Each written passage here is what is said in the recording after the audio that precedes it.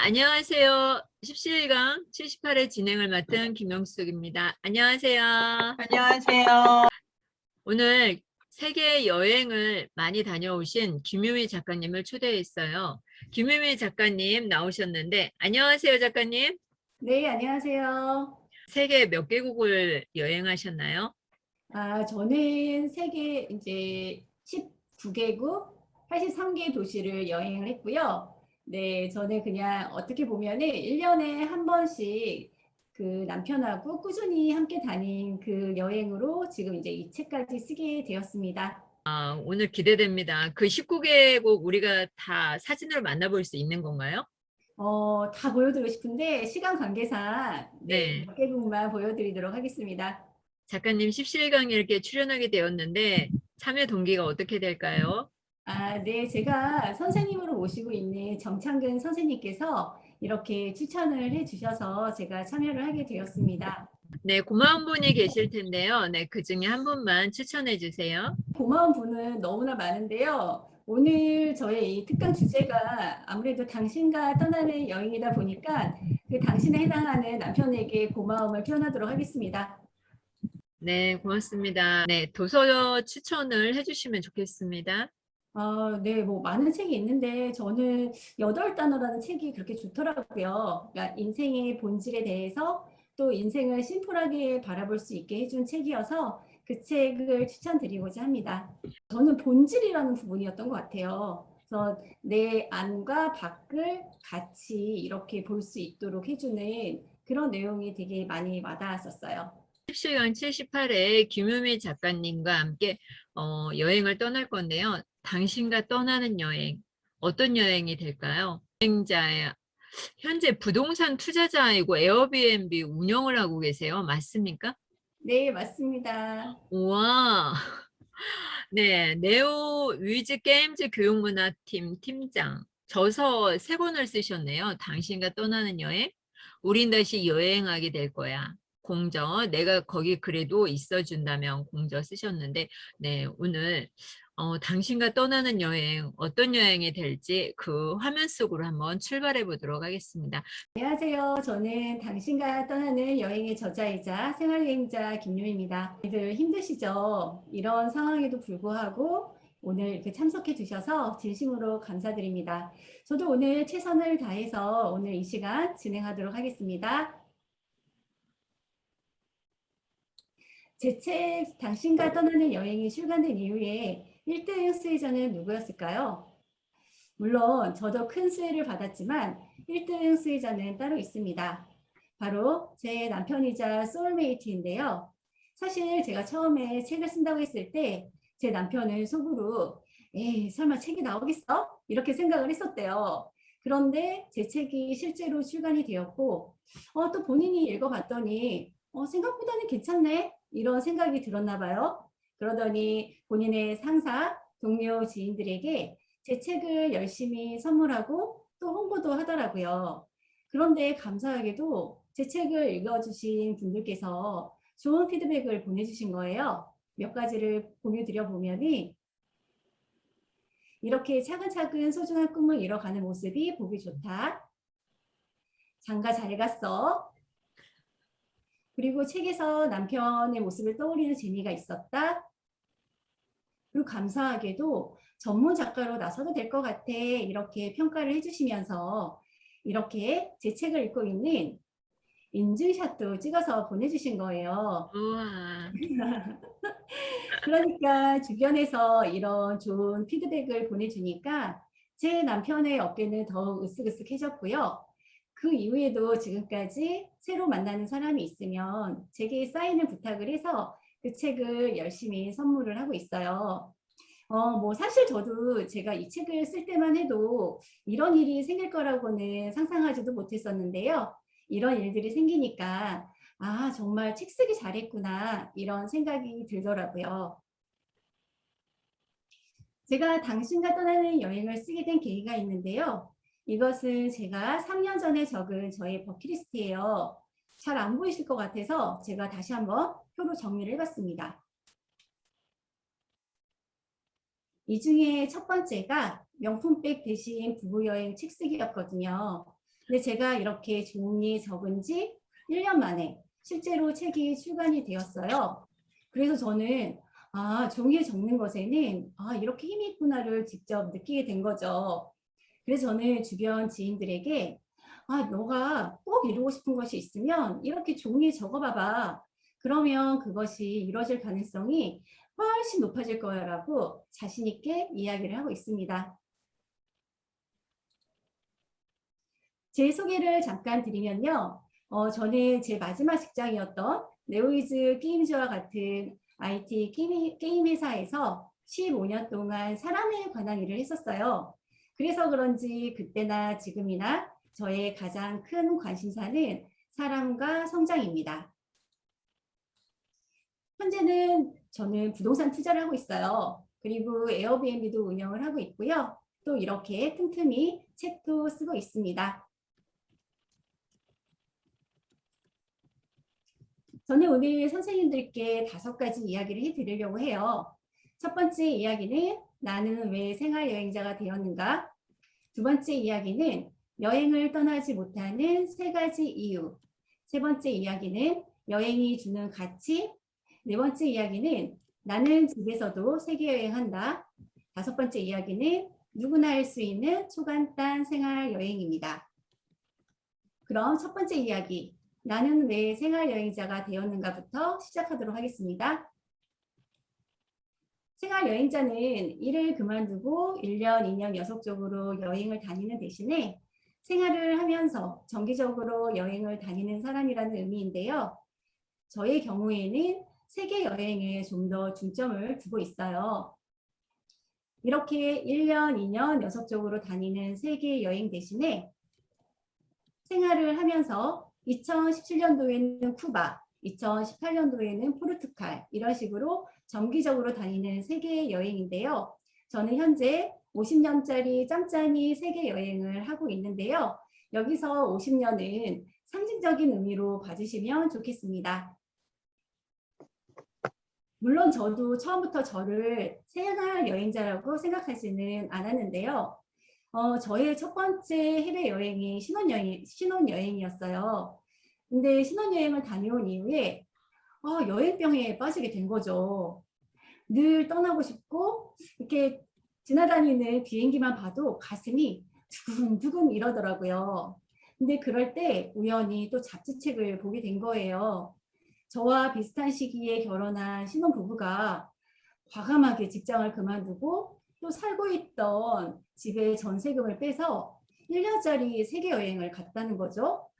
그리고 갔다 온 다음에는 그 경험을 바탕으로 여행책도 썼고요.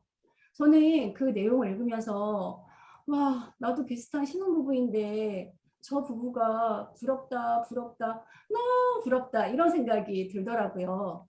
하지만 저는 그렇게 따라할 수는 없었죠. 왜냐하면 살고 있는 아파트의 대출금도 갚아야 했고 또 양가 부모님께 용돈도 드려야 했고요. 더 중요한 건 그렇게 여행을 다녀온 이후에 지금과 같은 직장을 구할 수 있을 거라는 자신감도 없었거든요. 그러던 어느 날 제가 우연히 본 책 한 권으로 인식의 전환을 하게 됐어요. 바로 그 책은 일하면서 떠나는 짬짬이 세계 여행이라는 책인데요. 이 책의 저자인 조은정 작가는 평범한 직장인이었는데 일을 하면서 40개국을 여행을 했다고 하더라고요. 그래서 제가 이 책을 읽으면서 전세금으로 1년간 세계 여행 가는 것이 아니라 이렇게 일하면서 꾸준하게 여행을 다닐 수 있겠구나라는 생각이 들었어요. 그래서 제가 네이버에서 세계 여행의 뜻을 찾아봤더니 세계 곳곳을 다녀오는 여행이라고 나오더라고요. 즉 1년, 2년 연속적으로 다니는 것도 세계 여행이지만 이렇게 꾸준하게 정기적으로 다니는 것도 세계 여행이라는 거죠. 그래서 저는 그때부터 저를 50년짜리 세계 여행을 다니는 생활 여행자다라고 지칭하게 되었습니다. 생활 여행자는 일을 하면서 여행을 다녀야 하기 때문에 휴가 기간, 연휴, 주말 등을 활용해서 여행을 지속을 하는데요. 제가 제 책에 생활 여행자라는 단어를 썼더니 독자분들께서 긍정적인 반응을 보여주셨어요. 그래서 몇 가지를 보여드리면 공식이 되어버린 퇴사 후 세계 일주가 왠지 모르게 거북했다. 제가 앞서 말씀드렸던 그 부럽다 이런 감정이 약간 섞여 있는 그런 반응이 아닐까 이런 생각이 들고요. 그런데 이런 것에 대한 대안으로 생활여행자라는 단어를 써서 되게 좋았다라고 이야기를 해주셨어요. 그래서 제가 독자분들의 이런 반응을 보니 내가 생활여행자라는 단어를 책에 쓰기 참 잘했구나 이런 생각이 들더라고요. 화면에 18, 19, 83, 50이라는 숫자가 있는데요. 혹시 어떤 의미인지 아시겠어요? 모르겠어요. 네. 네. 제 결혼 생활 18년 동안 19개국, 83개의 도시를 여행했다는 뜻이고요. 마지막에 50은 앞서 다녀왔던 18년을 포함해서 50년짜리 세계 여행을 하겠다는 저의 희망이자 각오를 나타내는 숫자입니다. 와우. 지금까지 해온 저의 생활 여행에 함께한 그리고 앞으로도 함께할 사람은 저의 남편이자 소울메이트인데요. 소울메이트는 영혼의 친구, 즉 정신적인 교감이 되는 사람이라는 뜻이에요. 근데 제가 제 남편을 소울메이트라고 얘기를 하면 제 주변에서 반응이 아니 어떻게 남편이 소울메이트니? 이런 반응을 많이 보여주시는데요. 근데 저도 사실 뭐 제 남편을 처음부터 소울메이트라고 생각하지는 않았겠죠. 저희는 18년 동안 꾸준히 함께한 여행을 통해서 서로가 성장했고 또 서로의 가치관을 잘 만들어갈 수 있었습니다. 이것은 2003년부터 저희가 함께한 여행의 기록들인데요. 이 중에서 좀 더 의미가 있었던 여행 위주로 몇 가지를 말씀드려 볼게요. 2003년도에 떠났던 그리스 신혼여행은 저희가 만약에 이때 그리스로 신혼여행을 가지 않았다면 지금까지 해온 생활여행이 이어져 왔을까? 아마 힘들지 않았을까? 이런 생각이 들어요.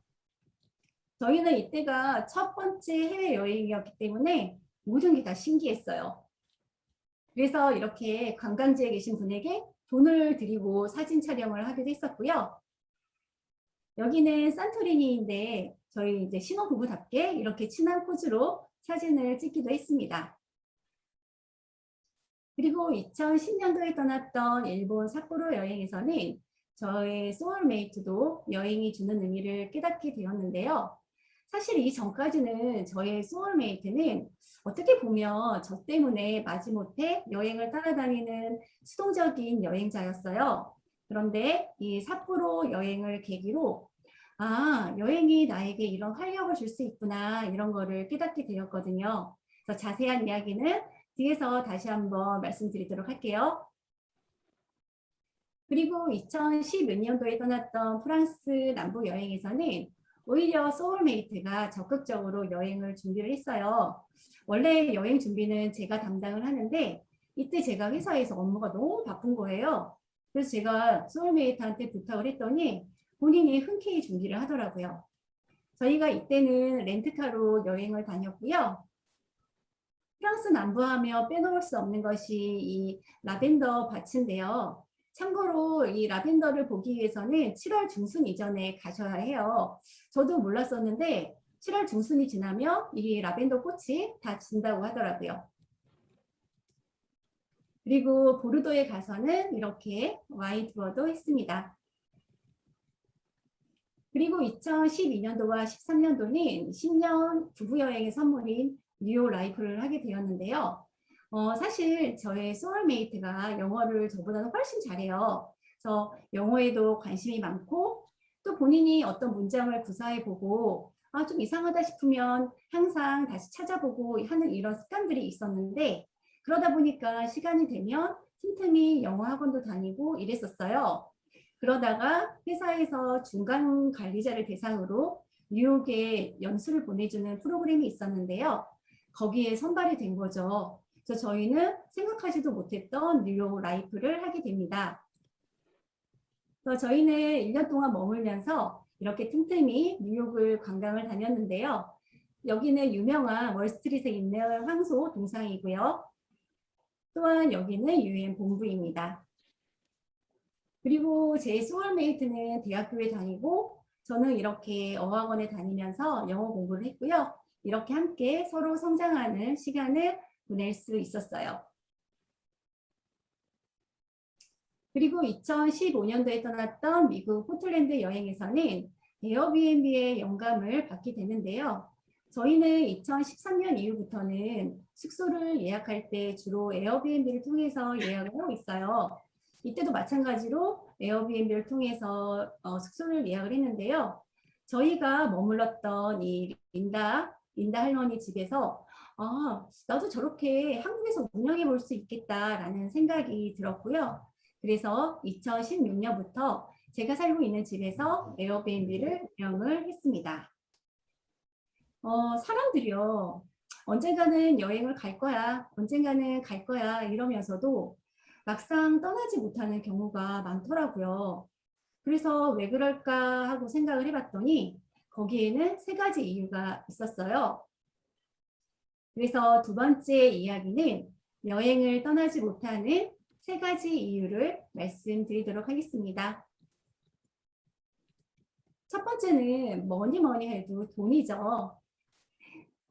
미국의 한 대학교에서 학생들을 A그룹과 B그룹으로 나누고 똑같은 돈을 나눠준 다음에 A그룹 학생들에게는 그 돈을 물질에 투자해라. 물건을 소유하는데 돈을 쓰라는 거죠. 가방을 산다거나 옷을 사는 것처럼요. 그리고 B그룹 학생들에게는 그 돈을 경험에 투자해라.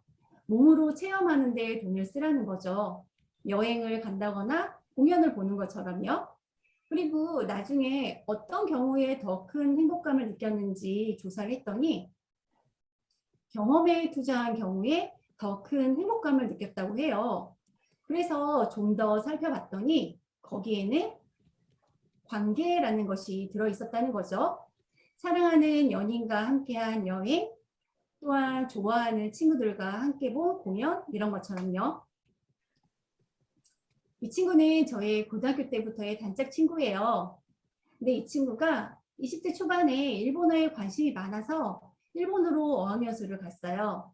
그리고 그곳에서 명문 사립대에 합격을 해서 졸업도 하고 또 일본에서 취업까지 했죠.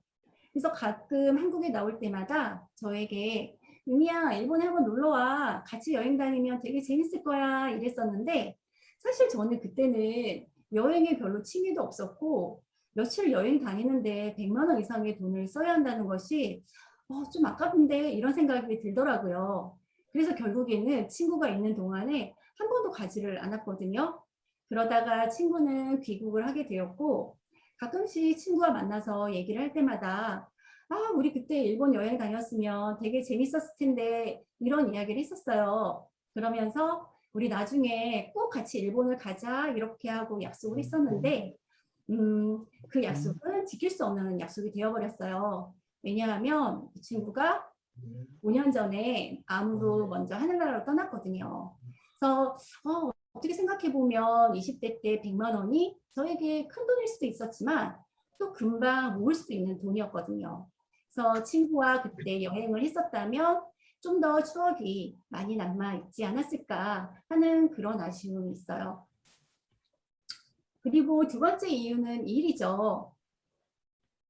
저희가 삿포로 여행을 갔을 때 사실 떠나기 전까지 저의 소울메이트의 얼굴에는 걱정과 근심이 가득했었어요. 왜냐하면 이때가 눈축제 기간인데 2월 달이거든요. 근데 2월 달은 원래 회사가 굉장히 바쁘잖아요. 그리고 저희가 주말에 이틀 정도 휴가를 붙여서 가는데 상사분들의 눈치도 엄청 보였던 거죠. 근데 저희는 일단은 떠났습니다. 근데 막상 이렇게 떠나서 왔더니 너무나 예쁜 거예요. 야경도 예쁘고 눈도 이렇게 펑펑 내리고요. 오타루의 야경도 너무나 예쁘더라고요. 그러니까 막상 떠나는 날 저의 소울메이트의 얼굴이 더 아쉬워하는 표정을 짓고 있길래 제가 재밌어서 이렇게 사진을 찍어 보았어요. 사실 저희 같은 직원들이 며칠 회사에 없다고 해서 만약에 회사에 큰일이 생긴다면 그 회사가 더 이상한 거 아닐까요? 그래서 그 이후부터는 저희 소울메이트도 일할 때는 더 열심히 일을 하고 여행을 다닐 때는 더 즐겁게 여행을 다니자 이런 마인드로 바뀌게 되었습니다. 다음은 뭐 자녀, 반려견인데요. 반려견을 키우지 않으시는 분들은 이해하기 어려우시겠지만 반려견을 키우게 되면 가족과 같게 됩니다. 이 강아지는요, 저희 집에 있는 6살 된 똘망이라는 강아지인데요. 사실 처음에 똘망이가 저희 집에 왔을 때 도저히 똘망이를 두고 여행을 못 가겠더라고요. 그래서 그 첫 해에는 다음 제주도로 저희가 갔었는데 그 다음 해가 됐는데 또 못 간다고 생각을 하니까 제 기분이 너무나 다운이 되는 거예요. 그래서 제가 막 알아보기 시작을 했죠. 그랬더니 딱 한 마리의 강아지만 이렇게 돌봐주는 페시터분이 계시더라고요. 그래서 그분께 똘망이를 부탁을 드리고 저희는 쿠바로 여행을 갔었는데요. 이분께서 매일 산책도 시켜주시고 사진도 찍어서 보내주시고 또 이렇게 정성껏 일지도 적어서 보내주시니까 저희가 안심을 하면서 여행을 다닐 수가 있었어요. 그런데요, 반려견도 이렇게 걱정이 되는데 자녀분들 두고 어떻게 여행을 가시겠어요? 저는 그거는 매우 어렵다는 생각이 들고요. 그래서 자녀와 함께하는 여행을 추천을 드리려고 해요. 이 가족은 벨기에에서 온 가족인데요. 큰아이는 4살, 둘째 아이는 7개월 때 저희 나라에 여행을 왔어요. 특히 이 둘째 아이는 태어나서 처음 하는 해외여행이 우리나라가 된 거죠. 근데 이 가족을 먼저 전주, 경주 같은 곳을 여행한 다음에 마지막 코스로 이렇게 서울로 올라와서 저희 집에서 머물게 되었는데요. 저도 너무나 신기하더라고요. 이렇게 어린아이로 여행 다니면 힘들지 않을까? 그래서 제가 물어봤죠. 이렇게 어린 자녀들하고 여행 다니는 게 힘들지는 않나요? 이렇게 물어봤더니 이 부부가 하는 이야기가 아니요, 전혀요.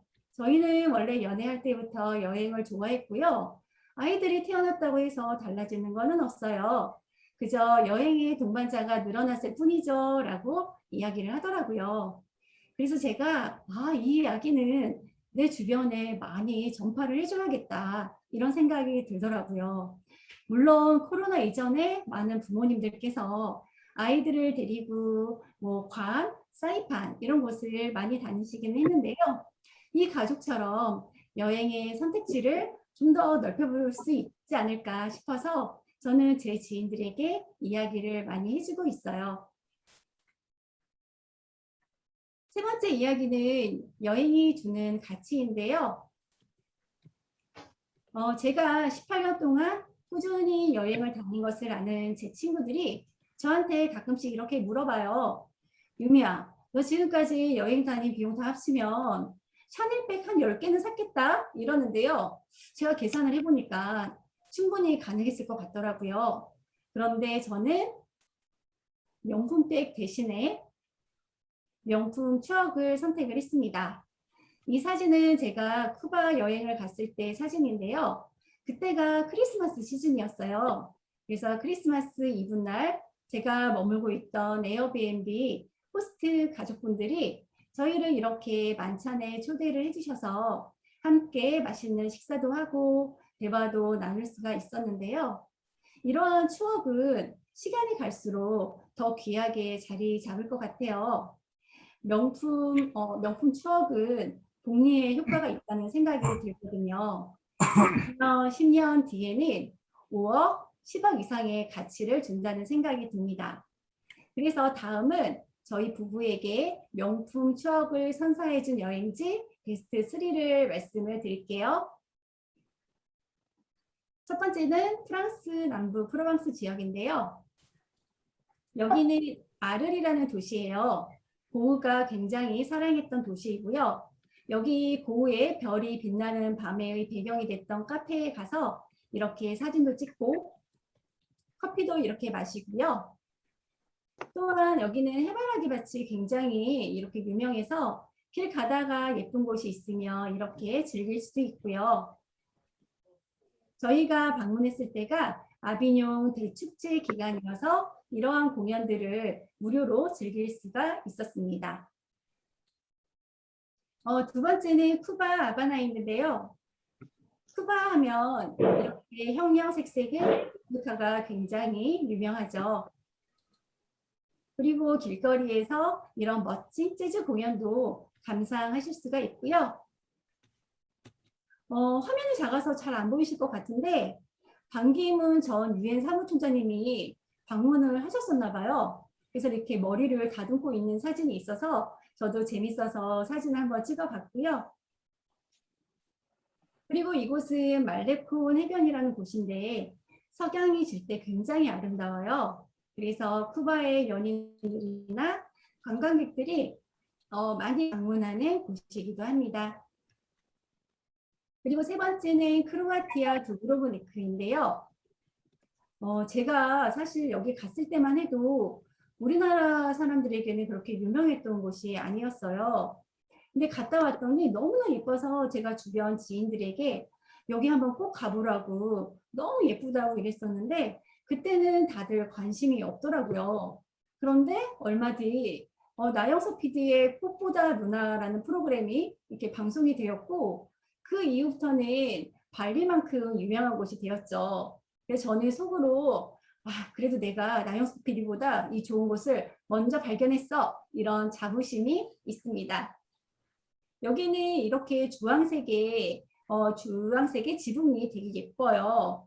그리고 이 구도심은 차가 다니지 않아서 이렇게 안전하게 관광을 하실 수가 있고요. 저희가 여행을 갔을 때 흔하지 않은 이 동양인, 일본인 부부를 만나서 함께 투어 프로그램에 참가도 했었고요.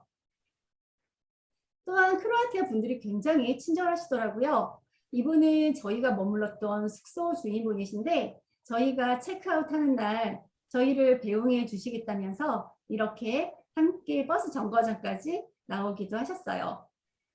그런데요, 이러한 명품 추억도 시간이 갈수록 흐릿해질 수가 있잖아요. 그래서 저는 이러한 명품 추억을 오랫동안 유지하기 위한 저만의 방법 3가지가 있는데요. 첫 번째는 시각화 작업입니다. 이것은 저희 집에 붙여놓은 세계의 지도인데요. 저희가 갔다 봤던 나라에 스티커를 붙여놓기도 하고 또 저희 집에 놀러 오는 게스트들의 나라 위에 이렇게 스티커를 붙여놔요. 그리고 저도 이렇게 오다 가다 하면서 저긴 요즘 어떻게 변했을까? 궁금하다 이렇게 생각을 떠올리기도 하고요. 또 저희 집에 오는 게스트들과 대화를 나눌 때 너 우리나라 왔었네. 어디가 제일 좋았어? 여기는 가봤니? 이런 식으로 자연스럽게 대화의 주제로 사용하기도 합니다. 그리고 두 번째는 기억 해상 작업인데요. 이러한 여행 잡지책을 보거나 여행 책을 보면서 제가 갔다 왔던 곳들이 나오면 여기는 그대로네. 여기는 이렇게 변했구나. 이런 식으로 자연스럽게 추억을 떠올리고 있어요. 그리고 세 번째는 기억 공유 작업인데요. 왼쪽에 보이는 것은 저희 소울메이트의 유튜브 채널이고요. 오른쪽에 있는 것은 저희 블로그인데요. 이렇게 외부와 공유하기 위한 작업을 통해서 저희도 다시 한번 저희의 추억을 떠올리게 되는 것 같습니다. 네 번째 이야기는 나는 집에서도 세계 여행한다인데요. 도대체 집에서 세계 여행한다는 것이 무엇일까요? 네, 그것은 바로 에어비앤비를 운영을 하는 것을 말합니다. 그럼 지금부터 본격적으로 그 이야기를 시작하도록 하겠습니다. 저는 2016년부터 제가 살고 있는 집에서 에어비앤비를 운영을 했어요. 그러면서 북미, 유럽, 아시아 등 다양한 나라에서 오는 친구들을 만날 수 있었는데요. 이렇게 함께 생활하고 대화하고 또 식사도 하다 보니까 해외로 떠나지 않더라도 집에서 세계 여행을 하는 듯한 그런 기분을 느낄 수가 있었어요. 그런데 더 감사한 건 당연히 저에게 비용을 지불하고 머무는 것인데 저한테 고맙다면서 이렇게 선물도 주고요. 또 떠나기 전에는 이렇게 정성껏 편지를 써주고 가기도 했어요. 그리고 이것은 저의 에어비앤비 사이트에 게스트들이 남긴 리뷰인데요. 다들 너무나 좋은 리뷰를 남겨줘서 저희는 현재 지금 슈퍼호스트고요. 지난 5년 동안 140개 팀을 만났고 에어비앤비 선정 슈퍼호스트로서 평점 5.0 만점에 5.0을 계속 유지를 하고 있습니다. 제가 많은 게스트를 만났지만 그 중에서도 기억에 가장 많이 남는 게스트 한 명을 소개해 드리려고 해요. 그 친구는 홍콩에서 온 산산이라는 친구인데요. 원래 산산이는 친구하고 저희 집에서 3박 4일 정도 머물다가 친구는 다시 홍콩으로 되돌아가고 산산이는 건국대학교에 교환학생으로 왔기 때문에 기숙사로 갔어요. 그런데 얼마 뒤에 저한테 갑자기 연락이 온 거죠. 그러면서 산산이가 언니 저 언니네 집에서 지내면 안 돼요? 이러는 거예요. 그래서 제가 아니 산산아 왜 너 지금 기숙사에 있잖아 이랬더니 언니 함께 지내는 룸메이트가 나랑 생활 패턴이 너무 안 맞아요 이러는 거죠. 산산이는 아침에 일찍 학교에 수업을 가야 돼서 12시 전에는 불을 끄고 자야 되는데 룸메이트는 새벽 3시, 4시까지 통화하고 불 켜놓고 떠들고 이런다는 거죠. 그래서 제가 산산이한테 산산아 그러면은 학교에 이야기해봤니? 이랬더니 학교에서는 그런 이유 때문에 방을 바꿔줄 수는 없다 이랬다는 거예요. 근데 참 저도 고민이 되더라고요. 왜냐하면 이미 저희는 다른 손님들이 다 예약을 해놓은 상태였고 그렇다면 남는 방 하나에 산산이가 지내면서 저희랑 같이 화장실을 써야 했거든요. 그래서 불편할 것 같은데 어떡하지 이렇게 생각이 들다가 저희도 뉴욕에서 살았던 경험이 있었기 때문에 산산이가 오죽했으면 나한테 연락을 했을까 이런 생각이 들어서 함께 지내기로 결정을 했어요. 그러면서 저희는 몇 개월 동안 산산이와 함께 생활을 하게 됐는데요. 산산이가 요리를 굉장히 잘하는 거예요.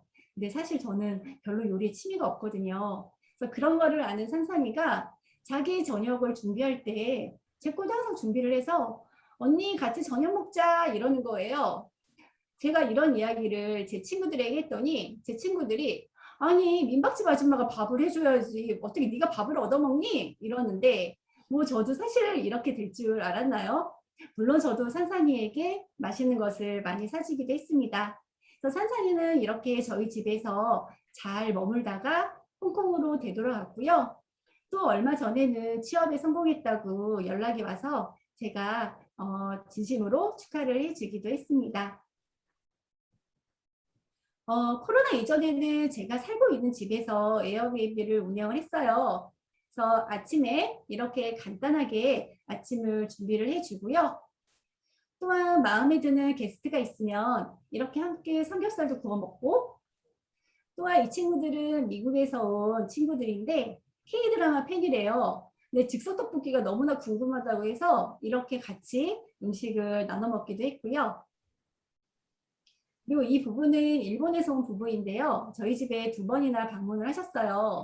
근데 남편분이 재즈 기타리스트여서 이렇게 저희 집이 멋진 공연장이 되기도 했습니다. 근데 코로나 이후에는 뭐 관광객들도 올 수 없고 또 같이 살면서 운영할 수도 없기 때문에 지금은 집 전체를 빌려드리는 시스템으로 운영을 하고 있는데요. 집을 이렇게 좀 예쁘게 꾸며서 운영을 하고 있어요. 주로 오시는 분들은 해외에서 잠깐 들어오시는 주재원 분들이나 아니면 교포분들 또는 본인의 집을 인테리어 해야 해서 1달, 2달 정도 외부에 잠깐 머무르셔야 하는 분들이 주로 저희 집을 이용을 하고 있습니다. 그런데요, 뭐 저처럼 정기적으로 해외여행을 다녀야지 혹은 에어비앤비를 운영을 해야지만 생활여행자일까요? 저는 아니라고 생각을 해요. 그래서 5번째 이야기는 누구나 할 수 있는 초간단 생활여행, 일명 333 생활여행을 말씀을 드리려고 합니다. 333 생활여행은 3만 원으로 3시간 동안 여행하며 3가지 느껴보기인데요. 저는 333 생활여행 예시 코스로 익선동 투어를 한번 준비를 해봤어요. 익선동은 다녀오신 분들도 많이 계실 것 같은데요. 이렇게 차가 다니지 않은 한옥 마을을 골목 투어하는 재미가 있는 곳인데요. 종로 상가에서 내리시면 쉽게 찾으실 수가 있어요. 골목에 이렇게 작은 펍이나 레스토랑, 카페 같은 것이 있고 또 이렇게 예쁜 소품관계들이 있어서 구경하는 재미가 있는 곳이에요. 그럼 선생님들, 저희가 여행하면 빼놓을 수 없는 것이 있죠. 바로 맛집 투어인데요. 저는 4.5평 우동집을 소개해 드리려고 해요. 물론 PPL 아니고요. 내돈 내산입니다. 여기는 연어덮밥이 굉장히 맛있어요. 그래서 이 연어덮밥과 우동을 드시면 2만 원 이내에서 해결하실 수가 있어요. 이제 식사를 하셨으면 커피 한 잔 하셔야죠. 저는 서울커피라는 곳을 추천을 해드리려고 하는데요. 한옥을 이렇게 리모델링한 곳이고요. 여기 비누처럼 보이는 것은 큐브 아이스크림이에요. 그래서 이렇게 커피와 아이스크림을 함께 드시면 아주 조화롭게 즐기실 수가 있습니다. 익선동 골목 투어를 총 정리를 해보면 3시간이 걸렸고요. 비용은 3만 원 이내에서 해결할 수가 있었고요. 골목길이 주는 정취가 좋았고 또 요즘 유행하는 트렌드를 엿볼 수 있어서 좋았어요. 그리고 젊은이들의 활력을 느낄 수 있어서 좋았고요. 이렇게 익선동 골목 투어처럼 내가 살고 있는 곳에서 먼저 가까운 것을 333 생활여행으로 다녀오시면 좋을 것 같아요. 그러다가 좀 더 시간과 비용을 들여서 멀리 가볼까 이런 생각이 드실 때에는 김영철의 동네 한 바퀴라는 프로그램을 참고해 보시면 아주 좋은 힌트를 얻으실 수 있을 거라는 생각이 들어요. 제 책이 출간된 이후에 1년 8개월의 시간이 흘렀어요. 그 사이에 저의 버킷리스트에도 약간의 변화가 생겼는데요. 처음 28가지 버킷리스트에서 현재는 이렇게 40개의 버킷리스트로 변화가 되었고요. 이 중에서 첫 번째, 두 번째 책 쓰기는 완료가 되었고요. 다른 것들도 열심히 진행하면서 이렇게 점점 채워나가고 있는 중입니다. 커넥팅 더 다츠. 이것은 제가 굉장히 좋아하는 문장인데요. 스티브 잡스가 한 말이죠. 여러분들이 지금 있는 점들이 미래의 어떤 시점에 서로 연결될 것이라는 믿음을 가져야만 합니다. 라는 뜻인데요. 그래서 저도 지금 열심히 점을 찍으면서 이렇게 그 점들을 연결을 해 가고 있어요. 그래서 2019년도에는 저의 첫 번째 책이 출간이 되었고 그 이후에는 에어비앤비 책도 쓰고 있고요. 또 부동산 흐름 투자 온라인 강의도 진행을 했었고 저의 두 번째, 세 번째 책도 공저로 출간을 했고요. 또한 제가 함성 투자 여행 미니 특강도 이렇게 진행을 했습니다. 그런데요, 저희는 서로 성장하는 부부이기 때문에 저의 소울메이트도 열심히 성장을 하고 있는데요.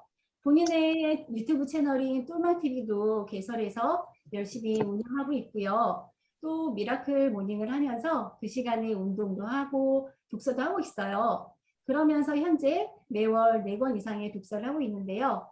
사실 저희 소울메이트는 독서를 그렇게 좋아하는 스타일이 아니었어요.